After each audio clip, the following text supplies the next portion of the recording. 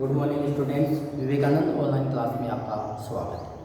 देखिए विद्यार्थी, पहले वाले वीडियो में हमने हमारा जो पहला टॉपिक था समास, जो बोर्ड में 2 नंबर का पूछा जाता है, वो पूरा किया। आज हम हमारा अगला टॉपिक जो है वो शुरू कर रहे हैं, क्रिया। देखिए, सबसे पहले हम इसकी सामान्य चर्चा करते हैं। देखिए, एक होता है व्यवहारिक बात का हम थोड़ी देर के लिए करें, तो एक होता है रय।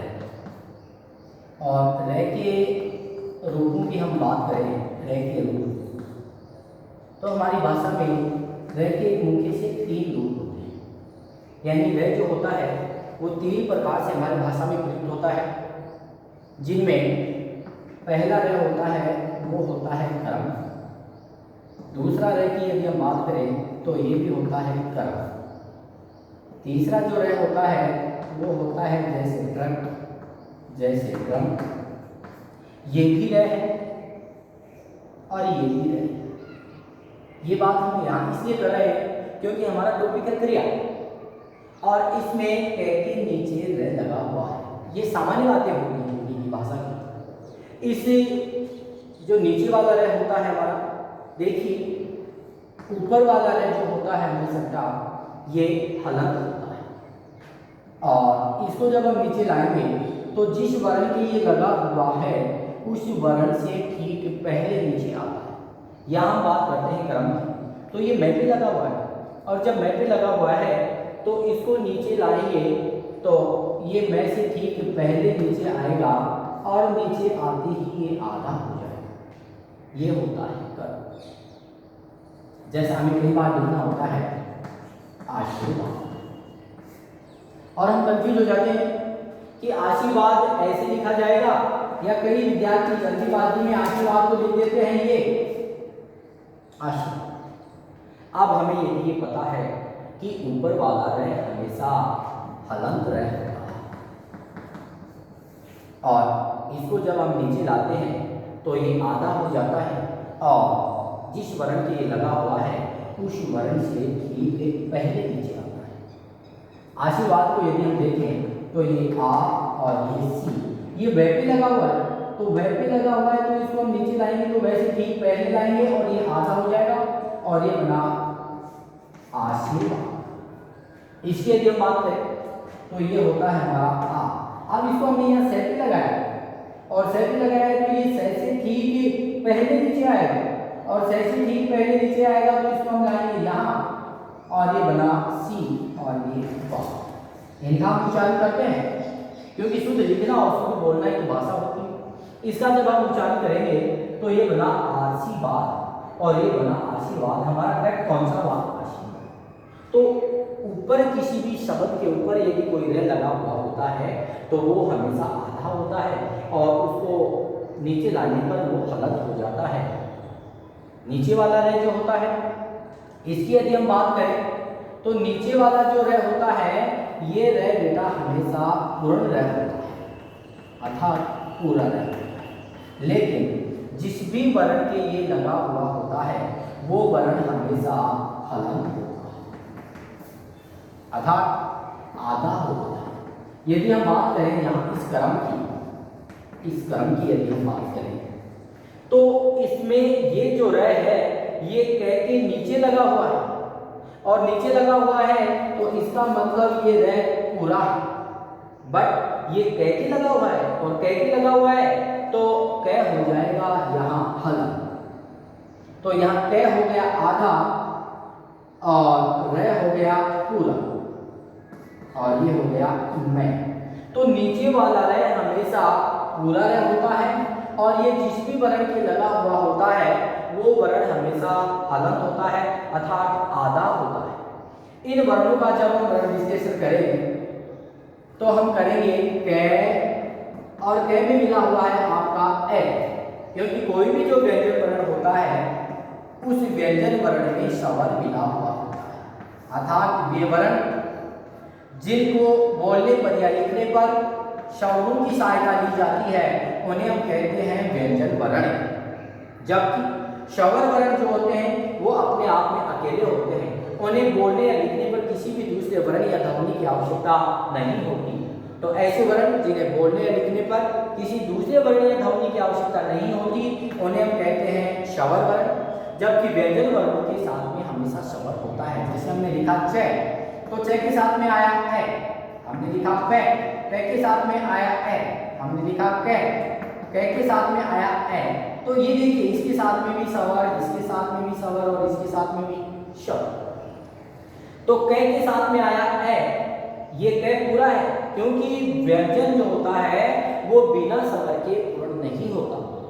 तो कै में आया ए, इसके बाद में आ रहा है आपका रे, और रे तो पहले से हलंत है अर्थात इसमें स्वर नहीं है। तो ये हो गया रे। इसके बाद में आया मैं, और मैं में निकला बेटा ए। ये होता है इसका वर्ण विश्लेषण। नंबर एक बात। दूसरी बात करें हम इस क्रम की, तो इसमें ये जो रे होता है ये रे होता है बेटा पूरा, और जिस वर्ण के नीचे वाला, क्योंकि नीचे लगा हुआ है, और नीचे वाला रे जिस भी वर्ण के लगता है वो वर्ण होता है हमेशा आधा। तो इसका वर्ण विश्लेषण हम करेंगे तो ये हुआ के। अब क्या है यहाँ आधा है अर्थात उसमें स्वर नहीं है, स्वर रहित व्यंजन हलंत कहलाते हैं। तो इसमें कै में स्वर नहीं है और कै में स्वर नहीं है, तो क्या पहले से आता है ये आधा का। अब बात करेंगे रे की, क्यों? क्योंकि रे कहाँ लगा हुआ है, नीचे लगा हुआ है, और नीचे वाला रे तो हमेशा ही पूरा होता है। तो इसमें ये रे और रे में से निकला बेटा ए, इसके बाद में ये मैं और मैं में से निकला ए, और ये हो गया नीचे वाले रे का वर्ण विशेषण। ये हम लोग बात कर रहे हैं रे के सामान्य रूप। क्यों? क्योंकि करिया शुरू हम कर रहे हैं और करिया में नीचे रे लगा हुआ है। अब देखिए इसके बाद में आपका आता है अगला रे का रूप रे। आप इसकी यदि हम बात करें तो देखिए ये भी इसी टै के नीचे लगा हुआ है। तो हमने बात कर दी ये टै। अब देखो बेटा इसमें टै के नीचे लगा हुआ है रे, और हम नियम 2 में ये पढ़ चुके हैं कि नीचे वाला रे हमेशा, नीचे वाला रे हमेशा पूर्ण होता है अर्थात पूरा होता है।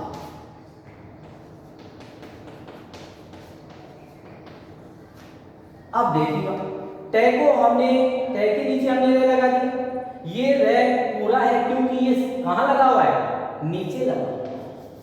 तो टै में लगा हुआ रे तो हो गया पूरा, लेकिन नीचे वाला रे जिस वर्ण के लगा हुआ होता है वह वर्ण हमेशा हलंत होता है, इसको हम कह सकते हैं आधा होता है। तो यहाँ टै हुआ आधा। अब इस आधे टै की यदि हम आपस में चर्चा करें तो देखिए टै जो है वो हमारी भाषा में खड़ी पाई वाला वर्ण है, क्योंकि जो खड़ी पाई वाले वर्ण होते हैं, खड़ी पाई जिनको हम कहते हैं खड़ी पाई वाले वर्ण, उन खड़ी पाई वाले वर्णों को हम आधा लिखने के लिए उनके नीचे हलंत लगाते हैं बेटा। क्यों? क्योंकि कै को हम आधा लिख सकते हैं, चे को हम आधा लिख सकते हैं, जय को हम आधा लिख सकते हैं, पै को हम आधा लिख सकते हैं। लेकिन यदि टै को यदि हमें आधा लिखना है तो हमारे पास कोई सिचुएशन नहीं होगी टै को आधा लिखने की। ये भी आधा नहीं हुआ, ये भी आधा नहीं हुआ, और ये पूरा हो गया। तो फिर जो खड़ी पाई वाले वर्ण होते हैं उन खड़ी पाई वाले वर्णों को आधा लिखने के लिए डै, इस डै को भी हम आधा नहीं लिख सकते क्योंकि ये खड़ी पाई वाले। अब देखिए इसको भी, इन खड़ी पाई वाले वर्णों को आधा लिखने के लिए इनके नीचे हलंत लगाई जाती है। अब ये रूप बन गया, ये वाला नीचे वाला रे हो गया। डै के नीचे भी हमने रे लगा दिया और कै के नीचे भी हमने रे लगा दिया। तो टै और डै के नीचे रे लगाया, तो टै और डै के नीचे रे लगाने से रे तो हो गया पूरा। लेकिन ये जो वर्ण है ये वर्ण हो गए आधे, क्योंकि नीचे वाला रे तो हमेशा पूर्ण होता है, लेकिन जिन वर्णों के नीचे ये रे लगा हुआ होता है वह वर्ण हमेशा हलंत या आधा होता है। हम इस बात को जानते हैं। तो यहाँ रे तो पूरा हो गया, लेकिन ये रह जिस वर्ण के लगा हुआ है वो वर्ण हो गए आधे। अब खड़ी पाई वाले वर्ण को आधा लिखने के लिए उनके नीचे हलंत लगाई जाती है, तो ये लगा दिया हमने हलंत, तो ये बन गया ट्र और ड्र। इस प्रकार हम लिख देते हैं ड्र और ड्र। तो ये थे बेटा रह के रूप। अब कई विद्यार्थी जो हैं जैसे हमने लिखा पृथ्वी और वो इसको भी रह मान लेते हैं, ये रह नहीं है, ये है बेटा आपका री। रह के रूप तीन ही होते हैं, कर्म ऊपर वाला रह हमेशा पूरा होता आधा होता है, और जिस वर्ण के ये लगा हुआ होता है उसे ठीक पहले नीचे आता है और आधा हो जाता है। नीचे वाला क्रम हमेशा नीचे वाले रह में हमेशा रह पूरा होता है, लेकिन ये जिस भी वर्ण के लगा हुआ होता है वो वर्ण आधा हो जाता है। कैक को हम आधा लिख सकते हैं, लेकिन टैग को और डैग हम आधा नहीं लिख सकते, इसलिए नीचे हमने क्या लगा दी हलंत लगा दी। ये थे रह के सामान्य नियम, क्योंकि हम जब भाषा पढ़ रहे हैं तो भाषा के जो छोटे छोटे नियम हैं, सामान्य जो नियम है वो हमें याद होने चाहिए। अब देखिए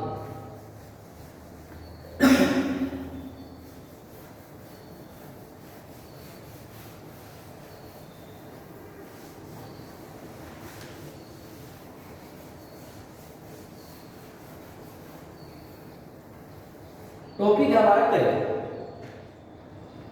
देखिए यदि हिंदी की हम चर्चा करें तो हिंदी में वाक्य रचना का जो सामान्य नियम होता है, वाक्य रचना का सामान्य नियम ये होता है कर्ता प्लस कर्म प्लस क्रिया।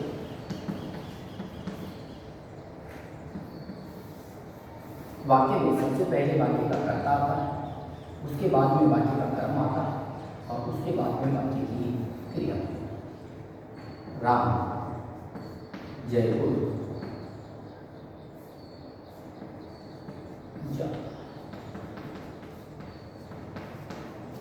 काम हो रहा है जाने का, जयपुर जा रहा है कौन, राम। वाक्य का कर्ता हुआ राम, कर्म हुआ जयपुर, और जाना होगी, यानी कर्ता के द्वारा का राम किस काम को कर रहा है, राम के द्वारा जाने का काम किया जा रहा है, और जा कौन रहा है, राम। वाक्य में काम को करने वाला कर्ता कहलाता है, जिसको हम कह सकते हैं उद्देश्य। कर्ता के द्वारा जो काम किया जा रहा है वो कहलाती है क्रिया, जिसे हम कहते हैं विधेय। वाक्य रचना का सामान्य नियम कर्ता क्रम और क्रिया। मैं पढ़ा, मैं व्याकरण पढ़ा रहा,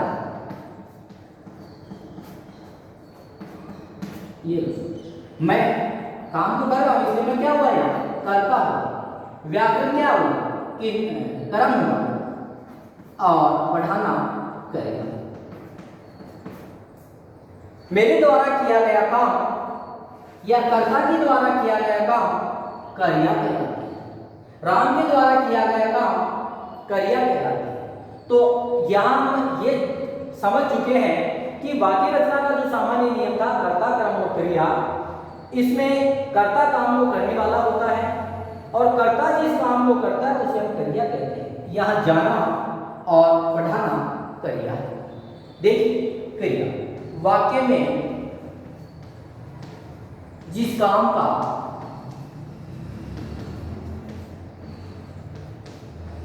करना या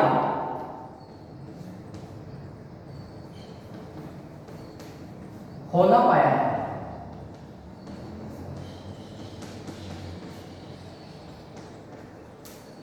वाक्य में जिस काम का करना या होना पाया जाता है उसे क्रिया कहते हैं।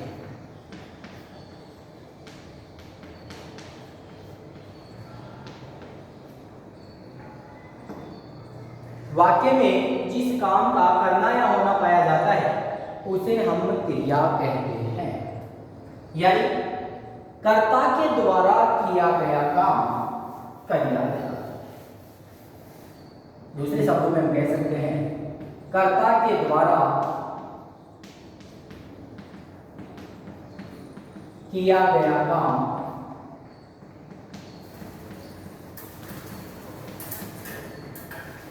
क्रिया।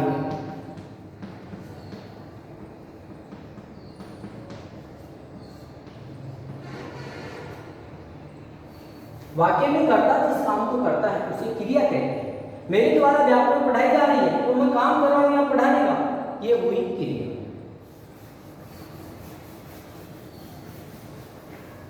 अगला हम देखते हैं क्रिया का निर्माण। देखिएगा, क्रिया का निर्माण जो होता है वो हमेशा होता है धातु से, यानी क्रिया का निर्माण धातु से होता है। हिंदी की जितनी भी क्रियाएं होती हैं उन सभी क्रियाओं में ना प्रत्यय होता है, यानी धातु प्लस ना प्रत्यय। साधारण रूप में हम कह सकते हैं कि धातु में यदि हमने ना प्रत्यय जोड़ा तो वो ही बनती है हिंदी की क्रिया। ये इसका एक सूत्र के रूप में हम देख सकते हैं कि क्रिया का निर्माण जो होता है वो धातु से होता है, और किसी भी धातु के अंत में यदि हम ना प्रत्यय जोड़ेंगे तो ये बनती है हिंदी की क्रिया। हिंदी की समस्त क्रियाओं के अंत में ना प्रत्यय होता है। जैसे हम देखेंगे, पढ़ना, लिखना, सोना, मरना, उठना, बैठना, नहाना, धोना, खाना, पीना, आना, चलना, उछलना, कूदना, मरना, जितनी भी क्रियाएं हैं चाहे हम उनको लिख करके देख लेंगे। जैसे हमने लिखा दौड़ना, पढ़ना, मरना, उछलना, कूदना, चलना, पढ़ना, लिखना, लड़ना, ये भी अपने आप में क्रिया है। काम लड़ने का हो रहा है तो लड़ने का भी काम है ये तो साहब, और लड़ने का काम जो कर रहा है वो क्रिया। लड़ना, मरना, खेलना, मारना, पीटना, ये दोनों हिंदी की जो समस्त क्रियाएं होती हैं उनमें ना प्रत्यय होता है, यानी धातु में यदि हम ना प्रत्यय जोड़ेंगे तो उसे बनती है हिंदी की क्रियाएं। जैसे दौड़ना, पढ़ना, मरना, उछलना, कूदना, चलना, पढ़ना, लिखना, पीटना, मारना, खेलना, कूदना, जो भी लड़ना, ना ना ना ना, हिंदी की समस्त क्रियाओं के अंत में ना प्रत्यय होता है। तो क्रिया का निर्माण हमेशा धातु से होता है, और उस धातु में यदि हम ना प्रत्यय जोड़ते हैं तो उसे बनती है क्रिया। यानी हम कह सकते हैं कि क्रिया का निर्माण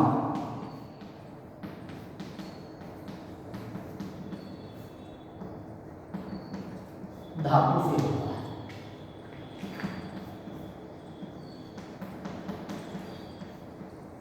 क्रिया का निर्माण धातु से होता है। क्रिया के मूल रूप को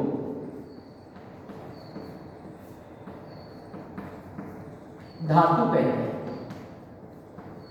क्रिया के मूल रूप को धातु कहते हैं, और धातु के अंत में जोड़ेंगे हम ना प्रत्यय। किसी भी धातु में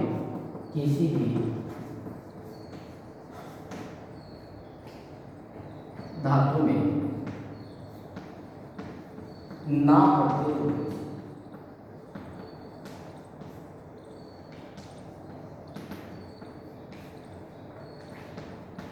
क्रिया बनती है।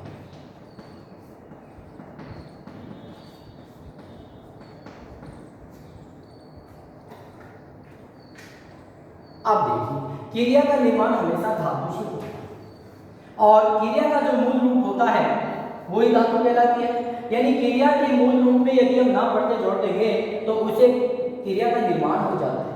उदाहरण के तौर पर यदि हम देखें तो हमने लिखा राम जयपुर गया। देखिए विद्यार्थी, राम जयपुर गया, और हमने अभी भी ये देखा था कि वाक्य रचना का जो सामान्य नियम होता है वो होता है कर्ता प्लस कर्म प्लस क्रिया। कर्ता, कर्म और क्रिया। राम जयपुर गया, राम वाक्य का कर्ता है, जयपुर वाक्य का कर्म है, और गया वाक्य की क्रिया। अब हम ये देखेंगे कि ये राम जो है कर्ता, जयपुर जो है कर्म, और गया जो है क्रिया, अभी हमने देखा कि क्रिया का निर्माण धातु से होता है और क्रिया के मूल रूप को धातु कहते हैं। किसी भी क्रिया में ना प्रत्यय जुड़ने से हिंदी की क्रिया बनती है। तो देखिए कर्ता, क्रम और क्रिया, जो वाक्य रचना का नियम है हम जानते हैं कि वाक्य रचना का सामान्य नियम कर्ता, क्रम और क्रिया। अब इसमें हम ये देखेंगे कि इस गया जो क्रिया है, इस क्रिया में धातु कौन सी होगी, क्योंकि हम जानते हैं कि क्रिया में धातु जरूर है, क्योंकि क्रिया का निर्माण ही किससे होता है, धातु से होता है। तो किसी भी क्रिया में प्रयुक्त धातु को पहचानने के लिए हम करेंगे क्या, ये देखने के लिए हम क्या करेंगे, देखिएगा सबसे पहले वाक्य का जो कर्ता होता है उस कर्ता को तुम के रूप में स्वीकार करेंगे, यानी कर्ता को तू बना देंगे। ये सब हमें काल्पनिक करना है, ये सब हमें काल्पनिक करना है। क्यों? क्योंकि सिर्फ हमें यहाँ ये देखना है कि वाक्य में जो प्रयुक्त क्रिया है उसमें धातु कौन सी है, क्योंकि हम पढ़ चुके हैं कि क्रिया का निर्माण धातु से होता है। तो वाक्य में प्रयुक्त कर्ता को तुम के रूप में बना देंगे। तो वाक्य का कर्ता है राम, इसको हमने बना दिया तुम, और इसके बाद में संपूर्ण जो वाक्य है उस वाक्य को अज्ञात बना देंगे, अज्ञात वाक्य में तब्दील कर देंगे, उसका परिवर्तन कर देंगे। तो तुम जयपुर जा, ये बन गया वाक्य, यानी राम जयपुर गया। तो हमने अपने आधार पर धातु पहचानने के लिए, क्रिया में धातु पहचानने के लिए हमने वाक्य को बना दिया तू जयपुर जा, क्योंकि करता हो किसमें बना दिया हमने, तुम्हें। जयपुर वाक्य का क्रम है, इसको यथावत कर दिया, आखिर वाक्य को आज्ञार्थक बना दिया, आज्ञार्थक बनाया तो जग आ गया। अब धातु का जो रूप होगा इसमें क्रिया में, वो यहाँ हमारे सामने उपस्थित होगा। तो गया जो क्रिया है, इस गया क्रिया का मूल रूप धातु जो है वो है जा, यानी इस क्रिया में जा धातु है। और हमने ये देखा है कि धातु प्लस ना प्रत्यय, क्योंकि हिंदी की समस्त क्रियाओं के में क्या होता है, ना प्रत्यय होता है। धातु में हम ना जोड़ते हैं तो उसी क्रिया का मूल रूप होता है। तो यहाँ जा जो क्रिया है उसमें हम जोड़ेंगे ना प्रत्यय, तो बना जान।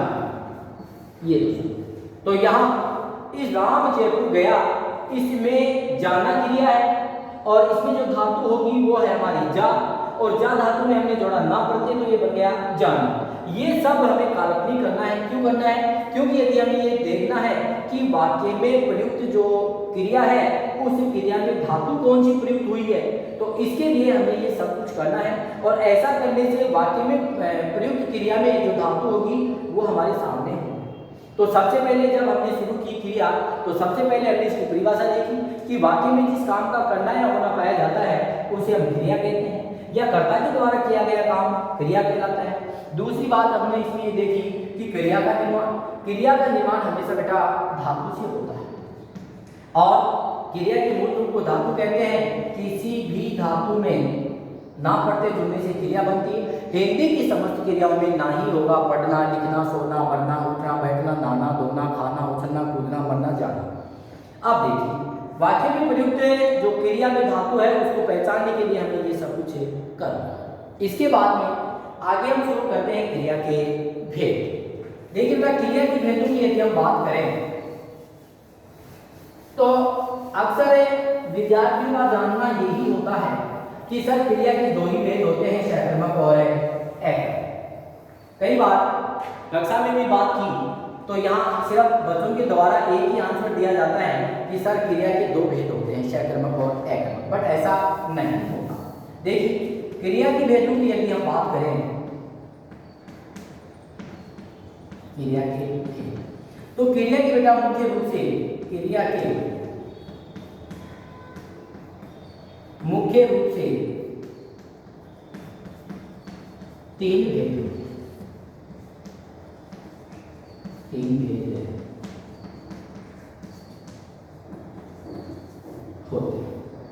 नंबर एक होता है क्रम के आधार पर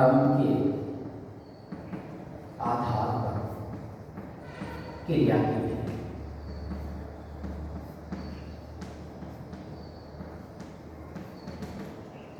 इसके बाद दूसरा होता है आपका काल के आधार पर काल के आधार पर क्रिया के भेद, क्रिया के भेद। और तीसरा होता है हमारा प्रयोग या जिसको हम कहते हैं रचना के आधार पर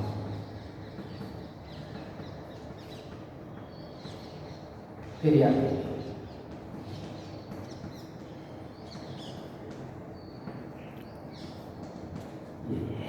यानी क्रिया के भेदों की यदि हम बात करें तो क्रिया के मुख्य रूप से 3 भेद होते हैं।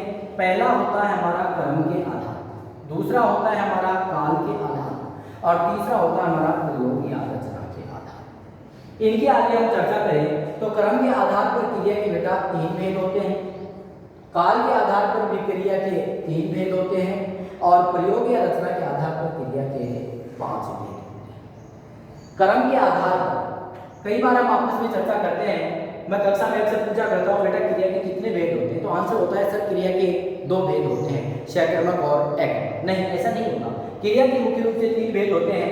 एक होता है क्रम के आधार पर, दूसरा होता है काल के आधार पर और तीसरा होता है प्रयोग या रचना के आधार पर। कई बार प्रश्न पूछ लिया जाता है कि क्रिया को परिभाषित करते हुए क्रिया के भेदों को लिखिए, तो यहाँ भी हमें क्रिया की डेफिनेशन देते हुए क्रिया को परिभाषित करते हुए क्रिया के इन 3 भेदों को बताना है, न कि शकर्मक और एकर्मक। क्यों? क्योंकि क्रिया के तो मुख्य रूप से 3 ही भेद होते हैं, क्रम के आधार पर, काल के आधार पर, प्रयोग या रचना के आधार पर। यदि काल के आधार, क्रम के आधार पर हम क्रिया की चर्चा करें तो इसके आधार पर क्रिया के 2 भेद होते हैं। नंबर 1 होता है शकर्मक और नंबर 2 होता है एकर्मक। देखिए ये किसके आधार पर है? क्योंकि हमने श को उठा दिया, क को उठा दिया, ए को उठा दिया, क को उठा दिया, बचा क्या इसमें? यहां भी क्रम बचा और यहां भी क्रम बचा। अतः क्रम के आधार पर क्रिया के 2 भेद होते हैं। नंबर 1 शकर्मक क्रिया और नंबर 2 एकर्मक। जबकि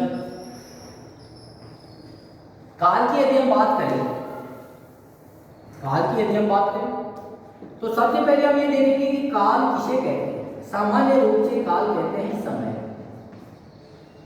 लेकिन यदि इसको परिभाषित करें तो होगी क्रिया को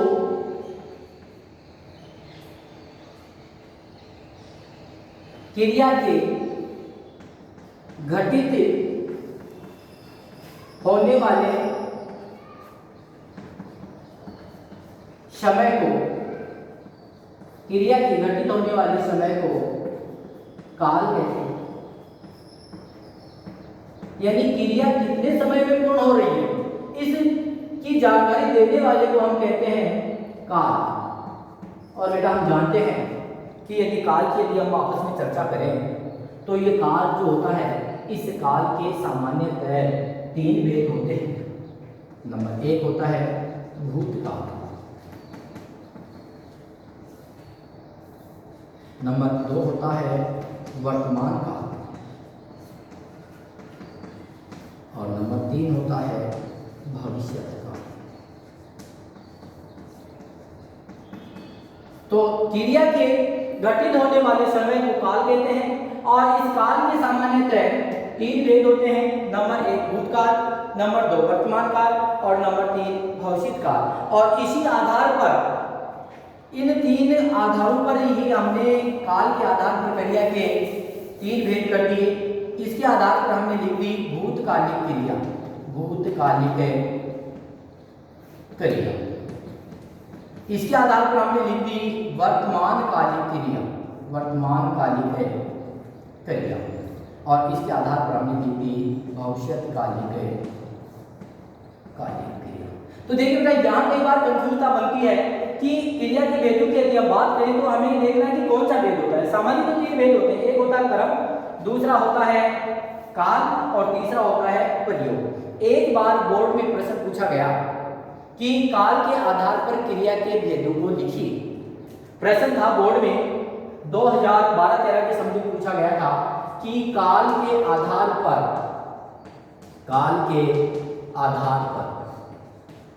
क्रिया के भेदों को लिखिए।